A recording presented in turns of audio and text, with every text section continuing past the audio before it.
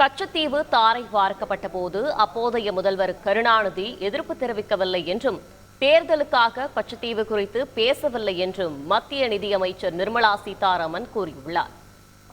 சராசரி 50 வருஷத்துக்கு ஒரு உண்மைக்கு புறம்பான பிரச்சாரம் நடந்துட்டு எங்களுக்கு தெரியாம கொடுத்துட்டாங்க, யாரோ கொடுத்துட்டாங்க, எப்படி கொடுத்தாங்க என்னன்னு எங்களுக்கு தெரியாது, இப்ப யாரும் அதை மீட்டு படுத்து இந்த மாதிரி ஒரு பொறுப்பு இல்லாத நிறைய மக்கள். அந்த 2 பேரும் அப்பவும் கூட்டணி இப்பவும் கூட்டணி. அப்போ ஒரு விஷயம் பண்ணிட்டீங்க, இப்ப அதை பத்தி கேட்டா உங்களுக்கு கஷ்டமா இருக்கு. அப்போ ஒரு விஷயத்துல பண்ணதை மறுத்துக்கிட்டு நீங்க இப்ப வரைக்கும் என்னெல்லாமோ சொல்லிட்டு இருக்கீங்க. கட்சிக்குவ பத்தி எங்களுக்கு ஒண்ணும் தெரியாது, நாங்க ஒண்ணும் பண்ணல, நீங்க மீட்டு கொடுங்க, நீங்க எடுத்து கொடுங்க.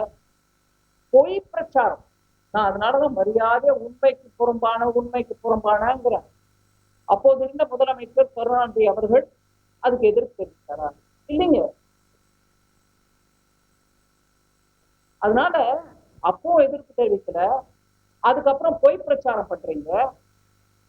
இதை புரிஞ்சுக்கணும்ன்றதுக்கு தான் எடுத்து போடுறோம் வெளியில. ஏன் தேர்தலா? இல்லைங்க, தேர்தல் இருந்தாலும் இல்லாட்டியும் சொல்ல வேண்டிய விஷயம் அது.